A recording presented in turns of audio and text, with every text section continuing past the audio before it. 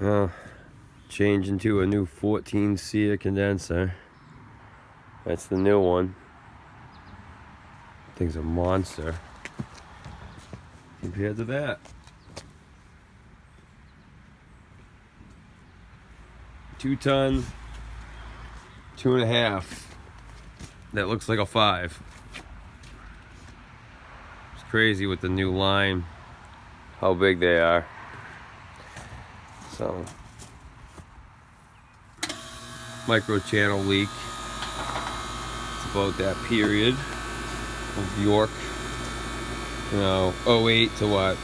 2012, somewhere in that range. A lot of micro channel issues, but they had since fixed them.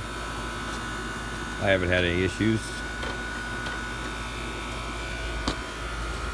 How far you want? You want right up the edge? Yep, right to it. As close as you can get to it.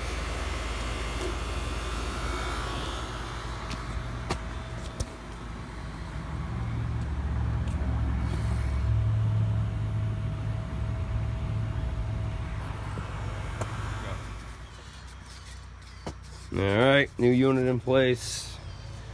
Looks good, but man, that's a 2-ton. I think that's like a 2010 York on the left. And that is their new line, 14C. Now the left one's a 13C, but that's their new line, 14C, man.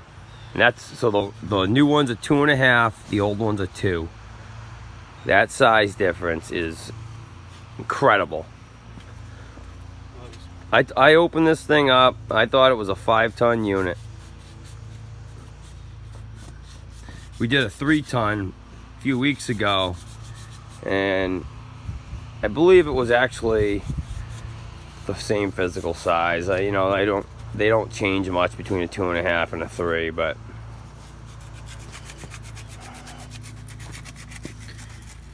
Kevin cleaning up line sets. We're gonna miss our boiler vent. Made sure that was clear. Made sure we had enough distance there too. So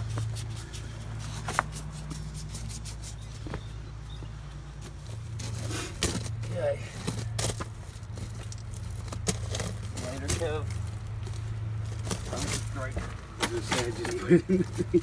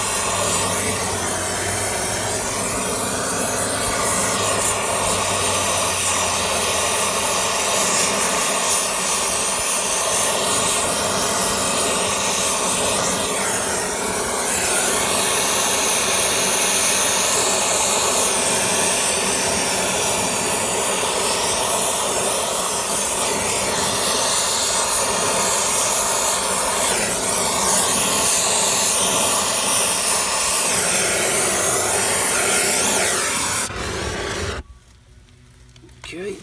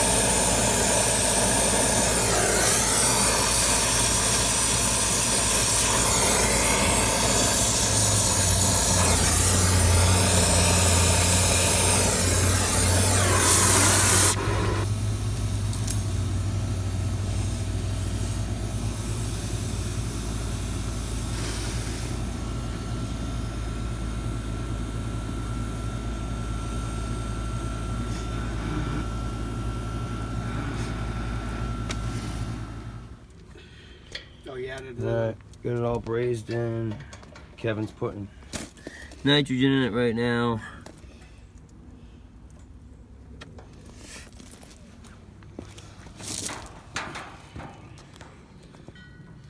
I'm gonna make sure that upstairs coil doesn't leak. He's got a unit, that unit over there. We got a new air handler for it. It's got a small leak in the evaporator coil. It's a hydro air unit. So first company, you know, first company units, those drain pans are metal. They're known for rotting out. Usually about that 10-year mark, you get a bad drain pan coil, and you also usually have leaks in them. I hate to say it. I mean, I like the first company air handlers, but man, I find a lot of evaporator coils in those leaking. So, all right, Kev, let's juice her up. So we're gonna open up the nitrogen. Are all the valves shut in your manifold? Yep. Okay, so open up the nitrogen. Now go to the yellow hose at the manifold and crack it. Just get the air out of the line. Nope, the hose. Yeah. All right, close it. So now we just know there's 100% nitrogen in there. And we're going to open up the we're going to open up the yellow hose valve. Yep. We're going to open up the high side valve. Oh, you're not tight down there. It's the hose that goes onto the ball valve. See where the hose threads onto the ball valve? Where? No, down there. See your red hose? Yeah. Right there. Oh, that hose. Okay. Good That's eyes. not a complete, like, one fitting. It's a connection. All right, so now open it back up. Right. High side. Now, yep. Now crack your low side hose. Nope. Low side hose. Low side hose. No, that's valve. All right, I'm confused now. Leave the high side alone. All right, high side. Crack low this. Side. Okay, yeah. Okay. Crack this hose. Yeah, now open up your ball valve on your high side. Okay, so now what we're doing is we're running nitrogen through the system, and it's gonna come out this hose. What we're doing is we're purging all the air out of the system, and it's only gonna be nitrogen in there. So if you feel that. Nothing. All right.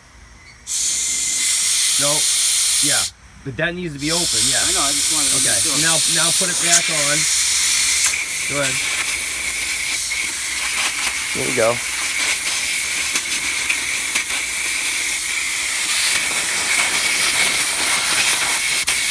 There you go. Okay, now tighten that up. Okay. Jesus Christ, I'm not used to all these. You gotta get used to all the connections, all right? But now what you did was you just ran nitrogen through the high side, up through the evaporator, and back down. So now the evaporator and the line set up right here, the whole thing is just nitrogen. Yeah. So now open up the low side valve. Nope, that one. Okay. Now open up the high side too, but open them both up all the way. Now we're gonna open this one also, because we're gonna pressure test it. See, we're at almost 200 pounds. Right there, okay? We're at 200 PSI now. On both. And see, now you have both open, so making sure it's equalized. And now shut them. So now we have 200 PSI on both sides of the system. 100% nitrogen in the system, because we just purged it. Now we're gonna let it sit. If you have air in the system and you don't purge it, you can have a little fluctuation on pressure because of temperature. That's why I try to do that. You get it? All right. 200 pounds, you hold pressure. We're all wired up here. So, time to pull a vacuum. It's all up and running. Running good.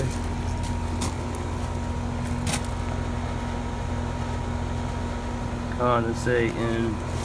Insulated the suction line. Superheat subcooling. We're at 16 degrees superheat. We're at 10 degrees subcooling. So came out good though. Runs good.